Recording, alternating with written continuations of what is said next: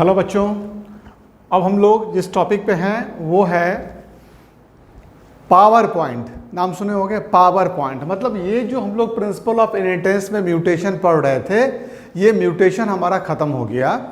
लेकिन म्यूटेशन के ख़त्म होने के बाद हम खाना खा लिए। खाना खाने के बाद क्या ये हमारे बॉडी के काम आया? तो ये हमारे बॉडी के काम आएगा अगर हमारा जो खाना था वो प्रॉपरली डाइजेस्ट हुआ।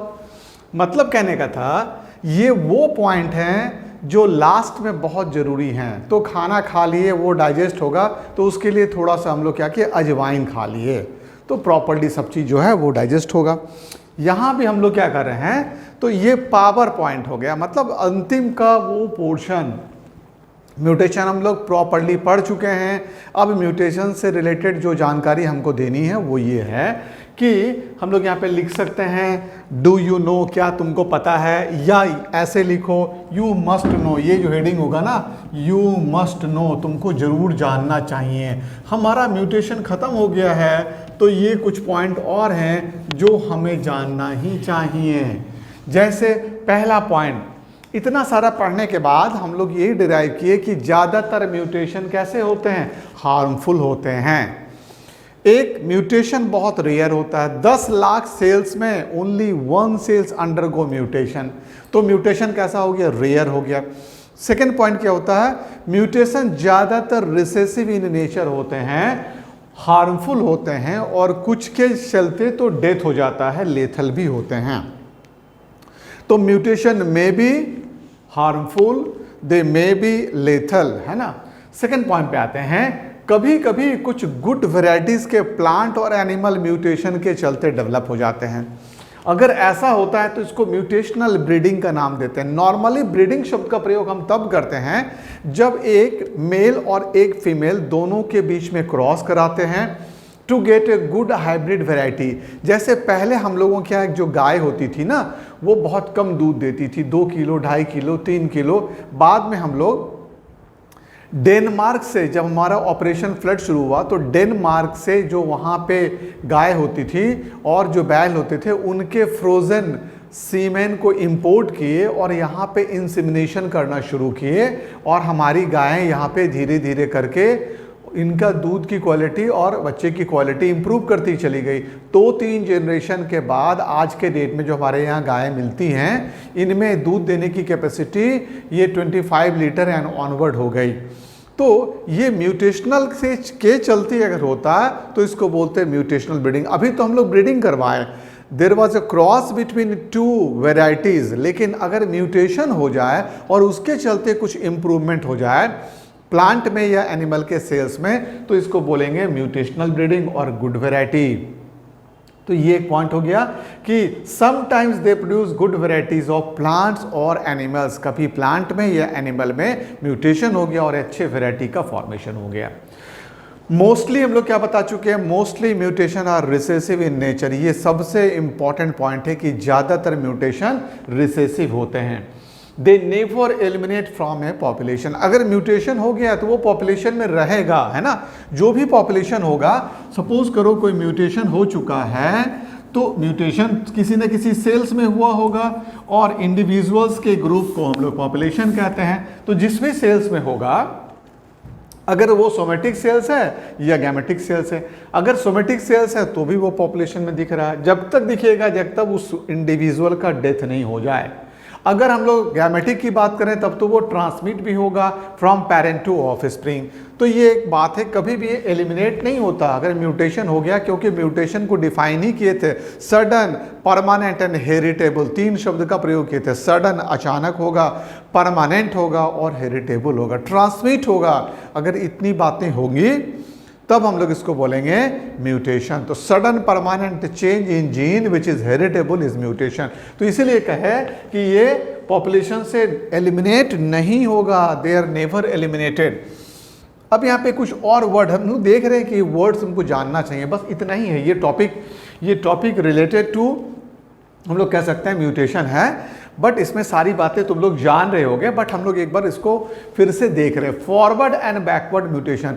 एक नॉर्मल प्लांट या एनिमल को वाइल्ड टाइप कह देंगे, इसमें म्यूटेशन हुआ तो जो नया वैरायटी बना उसको म्यूटेटेड टाइप बोलेंगे। तो नॉर्मल प्लांट और animal present in nature are known as wild.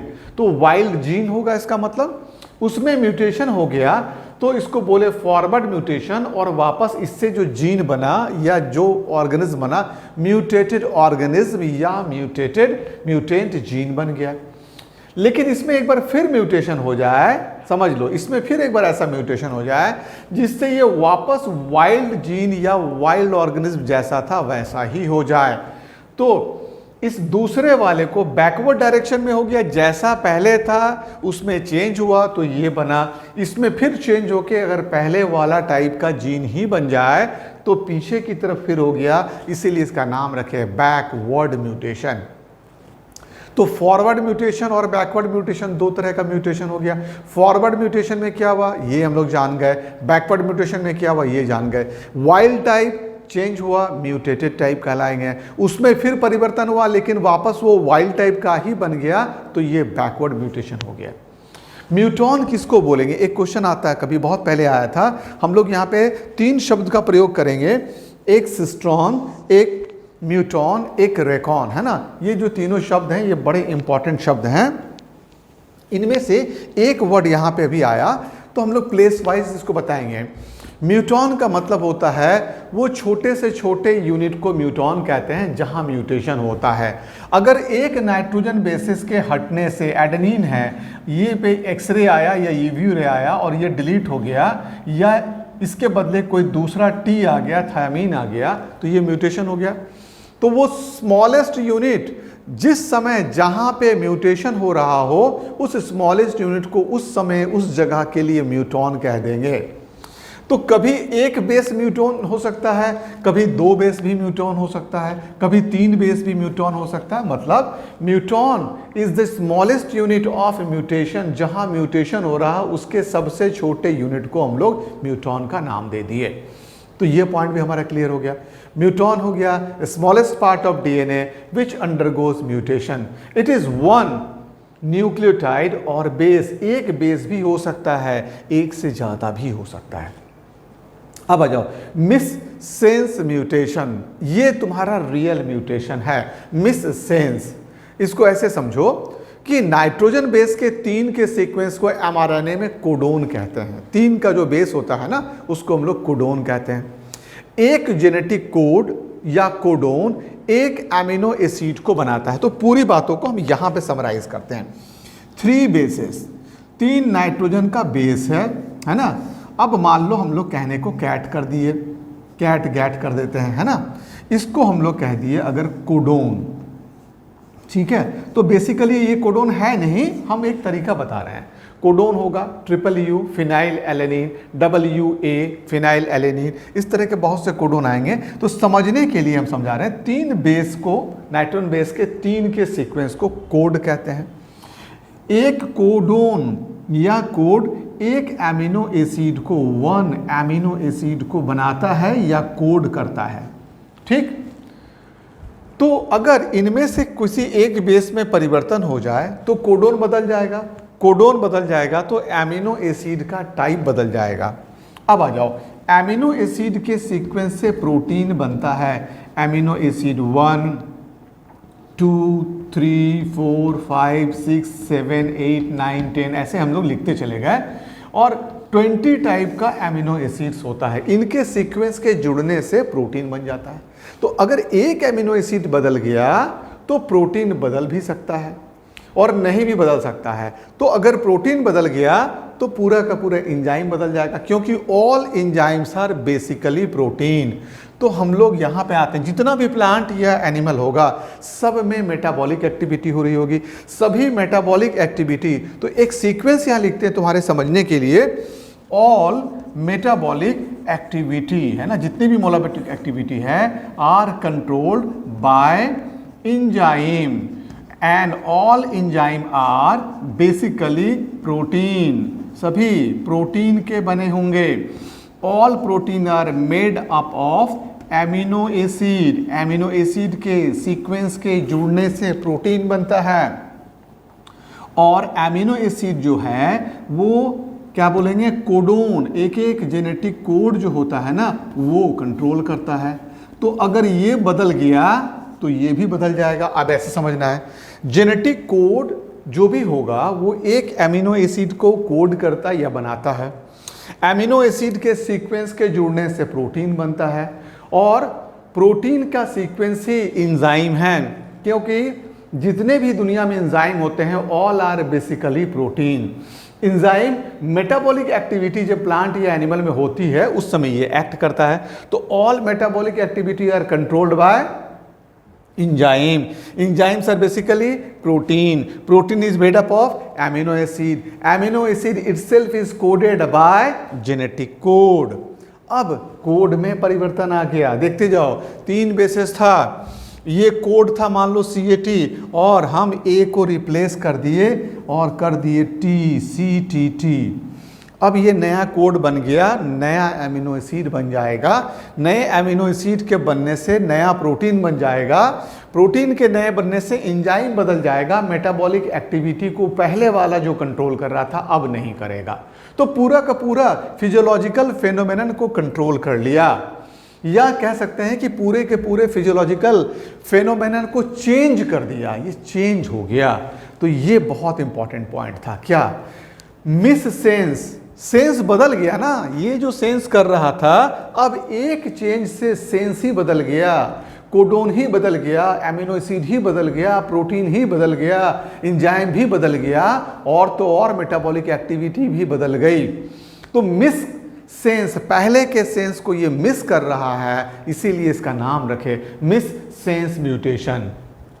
अब इसको पढ़ोगे तो समझ में आएगा। When A change in genetic code में कोई परिवर्तन हो, क्योंकि जेनेटिक कोड जो होते हैं वही एमिनो एसिड्स बनाते हैं और देयर आर 64 जेनेटिक कोड। इसके बाद वाले चैप्टर में पूरा जेनेटिक कोड हम लोग डिस्कशन करने जा रहे हैं, है ना। इसके बाद जैसे हम लोग आएंगे मॉलिक्यूलर जेनेटिक्स पे तो इसमें तुमको पूरा का पूरा हम लोग जेनेटिक कोड डिस्कशन करेंगे। देयर आर 64 जेनेटिक कोड, जिनमें से 2 को कहते हैं मॉलिक्यूलर चेन, पॉलीपेप्टाइड चेन की शुरुआत करने वाला जेनेटिक कोड, इनको कहते हैं चेन इनिशिएटिंग कोडोन।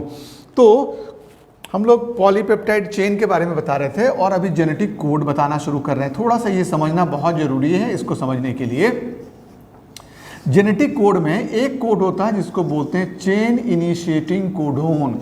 ये पॉलीपेप्टाइड इनिशिएटिंग कोडोन है ना, ये पॉलीपेप्टाइड के चेन की शुरुआत करेगा कोडोन, और इसका नाम रखते हैं आउजी एंड जाओजी, GUG। आउजी एंड जाओजी ये 2 जेनेटिक कोड हैं। हमेशा पॉलीपेप्टाइड चेन बनने की शुरुआत इसी से होती है। तुम लोग किसी को बुलाते हो ना आउजी और हम बोलते हैं जाओजी। आउजी एंड जाओजी ये चेन की शुरुआत करते हैं। आउजी एंड जाओजी ये किसकी शुरुआत करते हैं? पॉलीपेप्टाइड चेन की शुरुआत करते हैं। तो ये दोनों भी कोडोन हो गया। तो देयर आर 64 जेनेटिक कोड हैं। कितने जेनेटिक कोड हैं ये नेक्स्ट चैप्टर में हम लोग पढ़ाएंगे। अभी तत्काल थोड़ी बात याद रखना, देयर आर 64, ये 64 कोडोन हैं। इनमें से 2 AUG and GUG are called chain initiating codon, क्योंकि ये आते हैं तो तभी प्रोटीन चेन की शुरुआत होती है। लेकिन कहीं ना कहीं प्रोटीन चेन बंद भी होगा, रुकेगा। जहां पे रुकेगा वहां पे 3 कोडोन आ सकते हैं। उन तीनों का नाम है उआ, उगा एंड उआग। तो यहां पे लिखते हैं उआ, उगा एंड उआग। बड़ा अजीब सा लग रहा होगा तुम लोगों को, लेकिन देखो बहुत अच्छी सी कहानी बताएंगे। ये टर्मिनेट कर देगा प्रोटीन के चेन का बनना, तो इनको कह देंगे टर्मिनेटिंग कोडोन। 2 कोडोन तुमको याद हो गया। आउजी एंड जाओजी प्रोटीन चेन की शुरुआत में इनिशिएट करने में रहता है, इसीलिए इन दोनों को चेन इनिशिएटिंग कोडोन कहते हैं। और उआ, उगा एंड उआग, उआ, उगा एंड उआग, ये तीनों को चेन जहां पे ये पहुंचा, उआ या उगा या उआग, तुरंत चेन वहीं पे कट जाएगा, रुक जाएगा, और जितना बड़ा पॉलीपेप्टाइड चेन बना उतने पे रुक जाएगा और ये प्रोटीन का चेन बन गया। तो कहाँ पे कटेगा, प्रोटीन का चेन कितना लंबा होगा, ये डिपेंड करेगा टर्मिनेटिंग कोडोन कहाँ पे आया।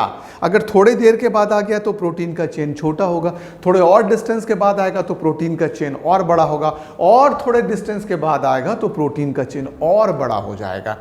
तो इस चेन को एंड करने में 3 कोडोन हेल्प करते हैं या टर्मिनेट कर देते हैं, रोक देते हैं प्रोटीन के चेन का बनना, इसीलिए नाम दिया गया टर्मिनेटिंग कोडोन। क्या नाम दिया गया इसका? Terminating codon. तो उआ, उगा एंड उआग, ये नाम याद आपको रखने हैं, उआ, उगा एंड उआग। तो 5 अभी तक हम आपको जेनेटिक कोड समझा दिए। और कितने जेनेटिक कोड होंगे? There are 64 genetic code. तो यहां पे फिर देखो, जेनेटिक कोड है यू। तो मिस सेंस हम लोग समझा रहे थे। यू नामक जेनेटिक कोड या कोडोन फिनाइल एलेनिन नामक एमिनो एसिड का फॉर्मेशन करता है। तो यहां पे नीचे लिखें फिनाइल एलेनिन, ये एक एमिनो एसिड है। अगर इसमें म्यूटेशन हो जाए, किसी भी कारण से कोई चेंज आ गया, एक यू की जगह पे ए आ गया, रिप्लेसमेंट हो गया, यूरासिल रिप्लेस हो गया बाय एडेनिन, और जैसे ही ये रिप्लेसमेंट हुआ, अब क्या बन गया?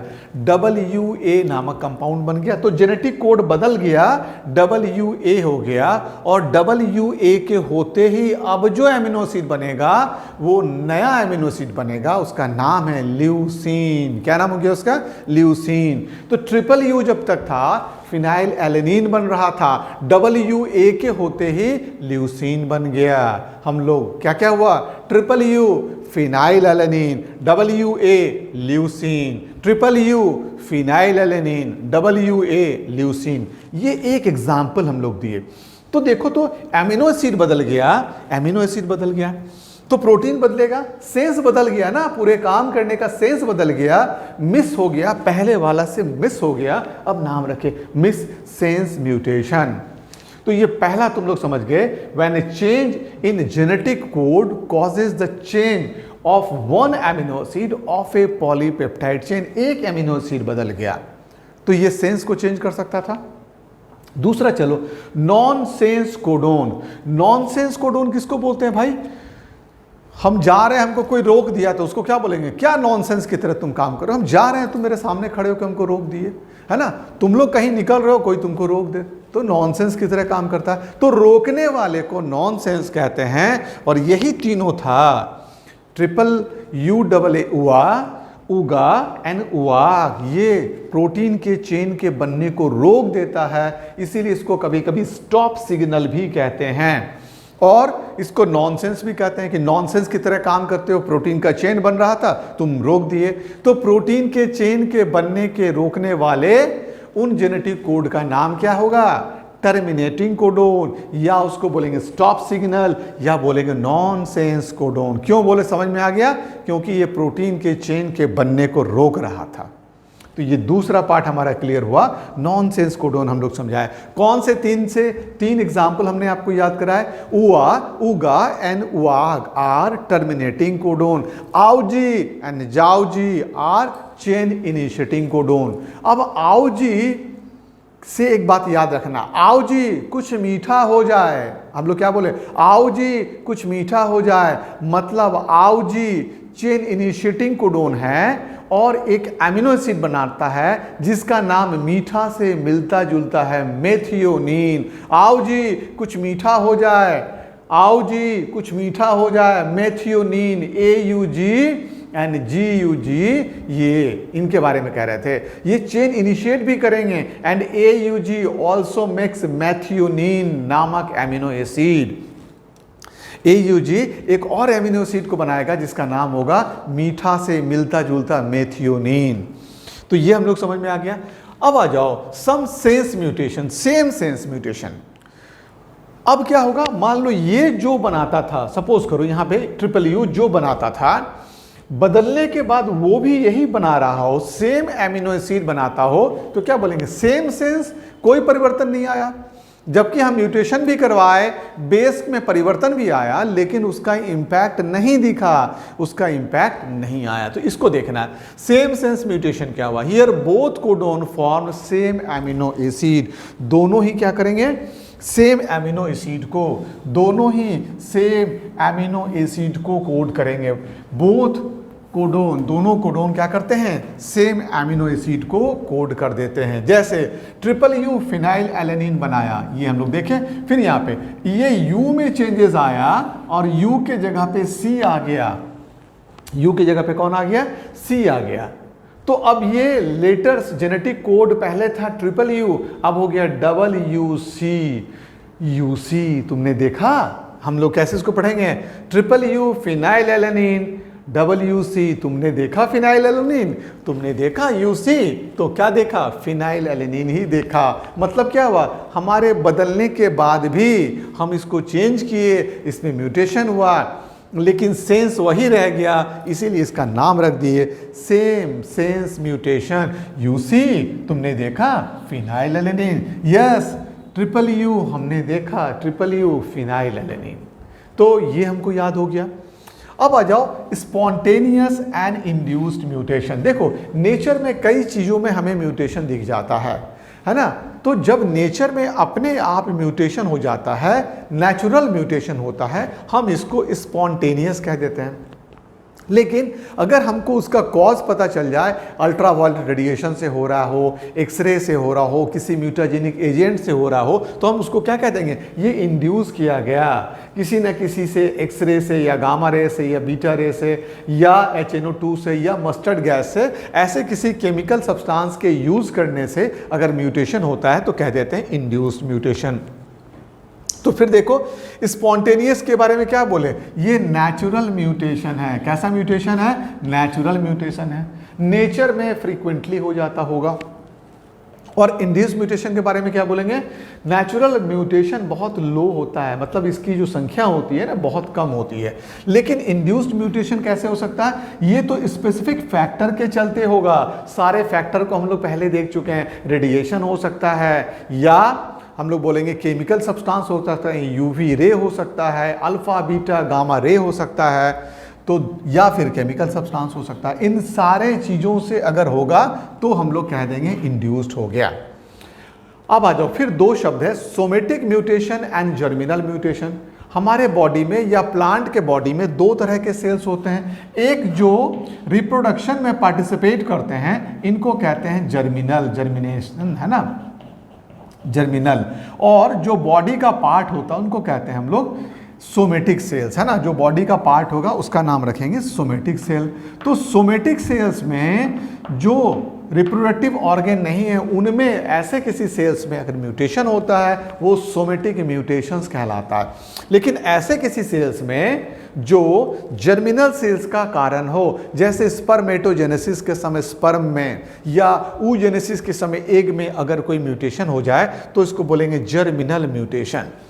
तो जर्मिनल म्यूटेशन होगा तो फिर ऑफस्प्रिंग में जाएगा, ऑफस्प्रिंग चेंज हो जाएगा, फिर उसके जर्मिनल में होगा तो फिर उसका भी ऑफस्प्रिंग चेंज हो जाएगा। मतलब जर्मिनल म्यूटेशन अगर बार बार होता रहे तो फ्यूचर में इवोल्यूशन से एक नए प्लांट या एनिमल का फॉर्मेशन हो जाएगा, एक नए स्पीसीज का फॉर्मेशन हो जाएगा। इसीलिए इवोल्यूशन के लिए ये बड़ा ही सिग्निफिकेंट है और इम्पॉर्टेंट है। तो ये बहुत ही सिग्निफिकेंट होगा, कौन, जर्मिनल म्यूटेशन। तो ये हम लोग एक छोटा सा देखे कि तुम्हारा पावर, मतलब ये जो पॉइंट था ना, ये कुछ लास्ट के टिप्स हम लोग कह सकते थे। जब हम लोग म्यूटेशन को फिनिश कर रहे हैं तो कुछ बचे हुए टिप्स को डिस्कशन किए।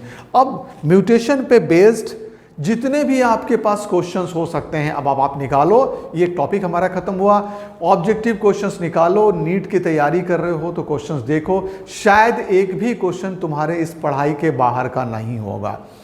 लास्ट 25 ईयर्स के क्वेश्चंस को, जैसा कि मैंने आप लोगों से पहले भी बताया है, हमारा टारगेट ये है कि लास्ट 25 ईयर्स के आए हुए क्वेश्चंस को हम लोग टच कर रहे हैं। इसीलिए हम लोग NCERT से कुछ ज़्यादा ही डिस्कशन कर रहे हैं उन सारे चैप्टर्स में जहाँ पे प्रोविज़न है, जहाँ पे क्वेश्चंस आने की संभावना है। तो ये हमारा अभी म्यूटेशन ख़त्म हुआ। अब हम लोग आ रहे हैं जो नेक्स्ट टॉपिक पे, वो होगा मेंडेलियन डिसऑर्डर। मेंडेलियन डिसऑर्डर में हम लोग हीमोफीलिया के बारे में, हम लोग कलर ब्लाइंडनेस के बारे में, हम लोग थैलेसेमिया के बारे में, सिकल सेल एनीमिया के बारे में, इन सारे पॉइंट्स को डिस्कशन करेंगे। तो अब हम लोगों का जो नेक्स्ट क्लास होगा वो होगा मेंडेलियन डिसऑर्डर।